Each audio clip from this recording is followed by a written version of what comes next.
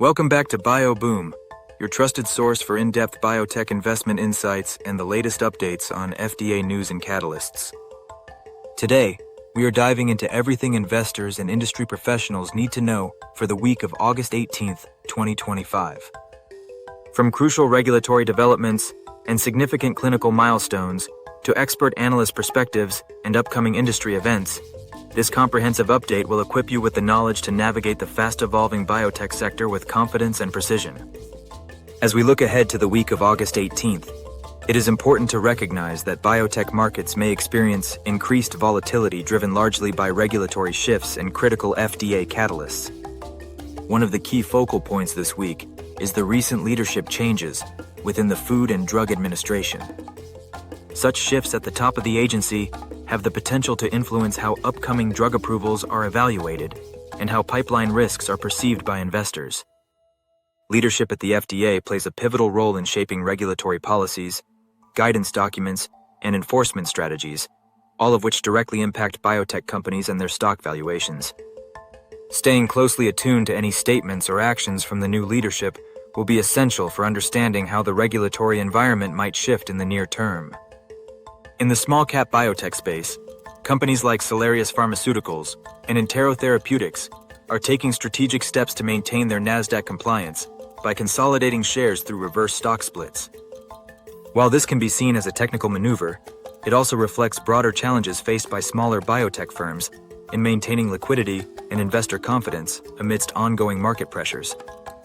Investors should be aware of these moves as they often signal attempts to stabilize stock prices, but may also precede periods of heightened volatility or restructuring. Meanwhile, in contrast to the challenges in the small cap sector, larger established biotech and pharmaceutical companies are demonstrating confidence through significant investments in domestic infrastructure. AbbVie, for example, has committed nearly $200 million to expand manufacturing capabilities within the United States. This move not only supports supply chain resilience, but also aligns with increasing regulatory emphasis on domestic production, particularly for biologics and advanced therapies. For investors, these types of infrastructure investments often indicate a company's commitment to long-term growth and operational stability, factors that can provide a degree of safety in a volatile market. From a clinical and regulatory milestone perspective, high-growth companies such as Tarsus and Arcutis continue to garner attention. Both firms have recently reported breakout sales performances and remain focal points for institutional investors. Their progress through various stages of clinical trials and anticipated FDA filings will be critical catalysts to watch closely. Clinical data releases, regulatory filings, and advisory committee meetings related to these companies could significantly influence their stock trajectories and overall market sentiment within the biotech sector.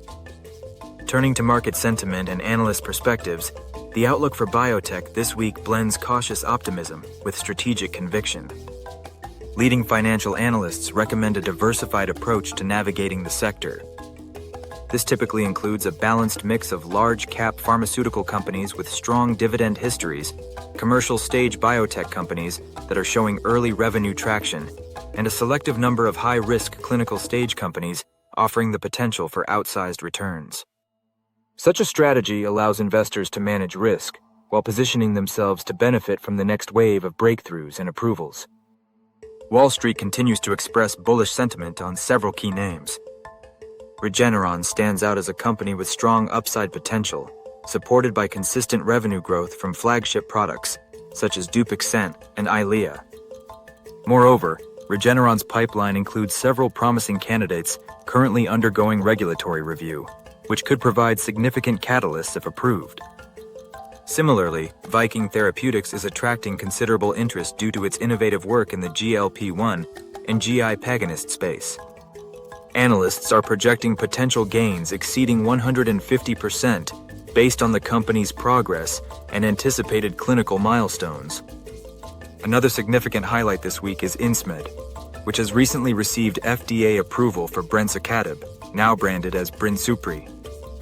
This approval opens a new treatment option for patients and has led RBC Capital to raise its price target for the company to $138. The firm cites the drug's potential to serve a broad patient population, coupled with limited resistance from payers, as key factors supporting this optimistic outlook. On the other side of the spectrum, Sarepta Therapeutics' decision to sell its stake in Arrowhead Pharmaceuticals is viewed by analysts as a prudent liquidity-preserving move, especially in light of ongoing challenges related to its Elevities program. While this has led to a more neutral analyst stance, it highlights the complexities and risks inherent in clinical development, particularly in gene therapy and rare disease areas. Moderna also made headlines this week following supportive remarks from the National Institutes of Health. The agency's head tempered recent political criticism of mRNA technologies, reaffirming their long-term value in vaccine innovation and other therapeutic applications. This regulatory and public policy endorsement has helped to buoy investor confidence in Moderna's platform and pipeline. Pfizer rounded out the week with a raised full-year profit forecast, signaling resilience despite broader industry headwinds such as trade tariffs and potential pricing reforms. This positive guidance from one of the industry's largest players reflects ongoing strength in its product portfolio and strategic positioning. Looking beyond market performance and analyst commentary, the week of August 18th is packed with educational and networking opportunities for biotech investors and professionals alike.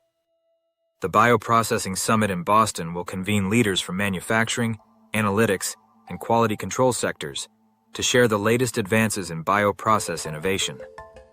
These discussions are crucial for understanding how manufacturing improvements can accelerate product development timelines and ensure quality standards for emerging therapies. Simultaneously, the Next Generation Diagnostics Summit in Washington, D.C. will focus on innovations in diagnostic technologies with an emphasis on commercialization and clinical integration.